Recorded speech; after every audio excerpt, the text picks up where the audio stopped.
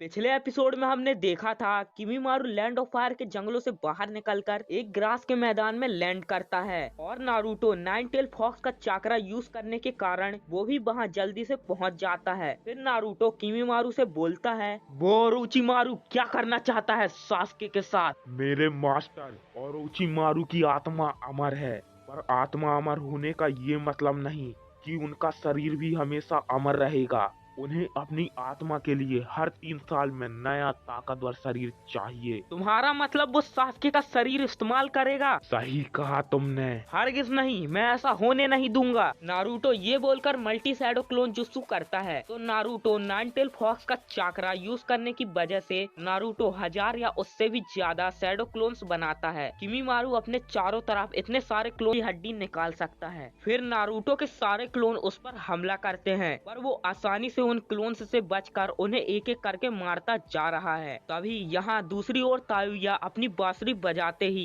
उसके समन किए गए राक्षस एक साथ शिकामारू के ऊपर हमला कर देते हैं। मतलब तायुया अपनी बांसुरी की मदद से इन राक्षसों को कंट्रोल कर सकती है। शिकामारू बड़ी मुश्किल से इन 3 राक्षसों के हमले से खुद को बचाने की कोशिश करता है। तभी इसी बीच शिकामारू को और भी अच्छे से मजा चखाने के लिए तायुया अपने कर्ष मार्ग को पूरी बॉडी में फैला लेती है और ये करने के बाद वो तीनों राक्षस और भी ज्यादा पागल होकर शिकामारू पर हमला करते हैं। तो कैसे भी करके शिकामारू उनसे अपने आप को बचाकर सोचता है, अरे यार ऐसे तो मैं उसे हरा नहीं पाऊंगा, ये ठीक नहीं है, मैं क्या करूं अब। तभी दूसरे तरफ जब पेपर बॉम्ब से धमाका हुआ था तब वहां खाई गहरी होने के बावजूद साकुन कीवा कैसे भी करके खुद को बचाने में कामयाब हो गए थे। तो अब उन दोनों के बीच फाइट होती है। तो पहले कीवा साकुन पर पीछे से हमला करता है, लेकिन साकुन के पीछे एक सर है तो साकुन कीवा के हमले को ब्लॉक करके उसे जोरदार पंच मारता है, जिससे वो घसीटते हुए सीधा नदी में जाकर गिरता है। तो कीवा को घूसा खाकर नदी में गिरते देख अकामारू उसके पास आता है। तभी कीवा सोचता है, आखिर ऐसा कैसे हो सकता है? मैंने उसके पीठ पीछे वार किया था, फिर भी उसने मेरे हमले को आसानी से रोक लिया।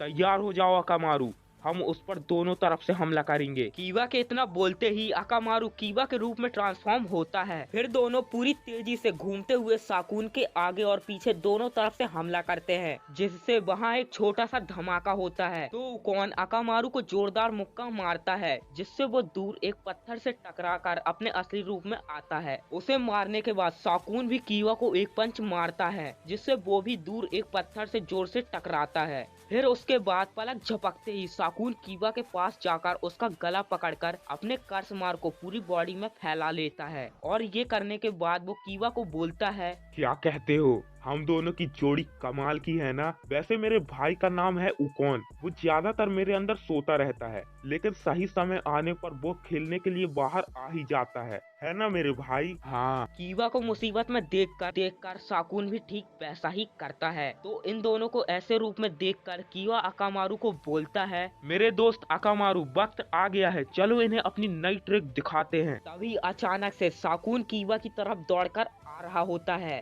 और उसके आते ही प्लान के मुताबिक अकामारू एक छलांग मारकर उसके ऊपर से निकल जाता है। तब साकुन कीवा को बुरी तरह से पीटता है, पर उसी वक्त अकामारू दोबारा छलांग मारकर दोनों भाइयों के ऊपर अपना भेड़िए के रूप में ट्रांसफॉर्म हो जाते हैं। ये तो बस एक बड़ा सा कुत्ता निकला, ये हमारा क्या कर लेगा।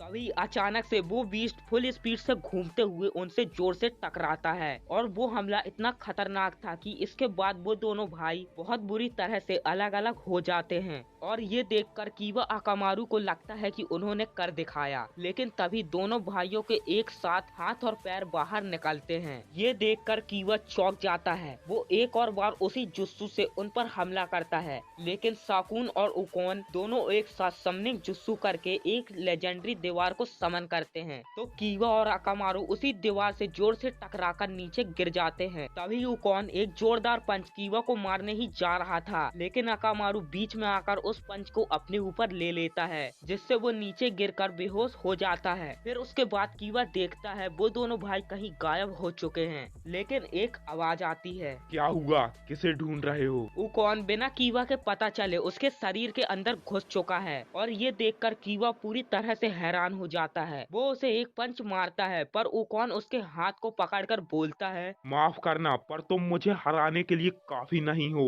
मैं तुम्हारा सारा चाकरा सोख लूंगा। बाहर निकलो मेरे अंदर से। ये नामुमकिन है। अब तो हम दोनों ऐसे ही रहेंगे। क्या सच में? ठीक है फिर, लेकिन अगर मैं ऐसा करूं तो? कीवा ये बोलने के बाद वो कुनाई निकालकर अपने पेट पर जोर से मारता है। उसके इतना करते ही ओकॉन के मुंह से खून निकलता है। तो वो कीवा के शरीर का एक हिस्सा होने के कारण कुनाई पेट में घुसने से जितना कीवा को दर्द होता है, ठीक उतना ही ओकॉन को भी दर्द होता है। उसने कभी सोचा भी नहीं था कि कीवा ऐसा कुछ करेगा। तब वो दर्द से तड़पकर कीवा को बोलता है, पागल कहीं के, तुम खुद को भी मार दोगे क्या? नहीं, हम दोनों एक साथ मरेंगे। जितना मैंने सोचा था तुम उससे कहीं ज्यादा शातिर निकले। ऐसा क्या? चलो इसे एक और बार ट्राई करते हैं। नहीं, ऐसा मत करो प्लीज। कीवा दोबारा उसी कुनाई को अपने पेट पर घुसा देता है। तो इस बार दोनों एक साथ दर्द के मारे जोर से चिल्लाते हैं और तभी कीवा तीसरी बार इस काम को करे इससे पहले ओकॉन उसके शरीर से बाहर निकल जाता है और हम देखते हैं उसके पेट से भी कीवा की ही तरह खून निकल रहा है। तभी कीवा अचानक से ओकॉन के ऊपर स्मोक बॉम्ब फेंककर उस जगह को धुएं से भर देता है। तो वहाँ से ओकॉन बाहर निकलते ही देखता है कि कीवा कहीं गायब हो चुका है, लेकिन उसका दोस्त अकामारू वहीं पर है। तो उसे देखकर ओकॉन बोलता है, बुज़दिल कहीं के,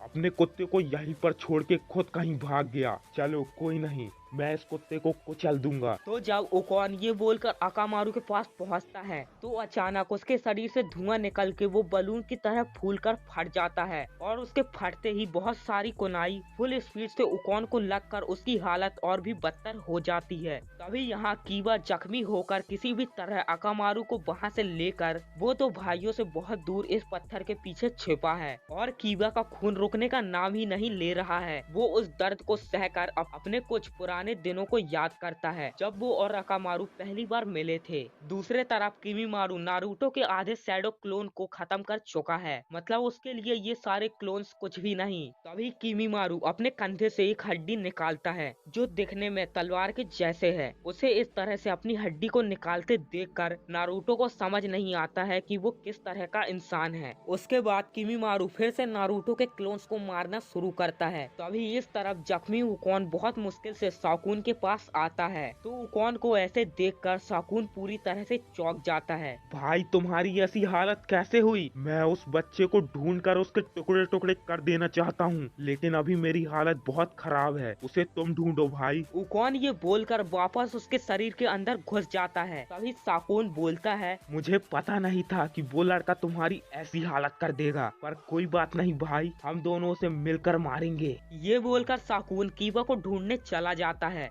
इसके बाद हम देखते हैं कुछ ही समय के अंदर साकुन कीवा के खून के बूंद का पीछा करके उसी पत्थर के पास पहुंच जाता है जहां पर वो दोनों छिपे हैं। लेकिन वहां जाते ही साकुन देखता है कि कीवा और अकामारू वहां है ही नहीं, सिर्फ उसका जैकेट वहां है। ये देखने के बाद साकुन बोलता है, एक चूहे की तरह जहाँ भागना है भागो, लेकिन ज्यादा समय तक मुझसे बच नहीं पाओगे। और यहीं पर इस एपिसोड की एक्सप्लेनेशन खत्म होती है। अगर आपको ये वीडियो पसंद आया तो प्लीज लाइक करके एक प्यारा सा कमेंट कर दीजिए और अगर आप हमारे चैनल पर नए हो तो उसे सब्सक्राइब करके उस बेल आइकन को ऑल पे प्रेस कर दीजिए। तो अपना ध्यान रखना, मिलते हैं 2 दिन बाद नेक्स्ट वीडियो में। तब तक के लिए टाटा, गुड बाय।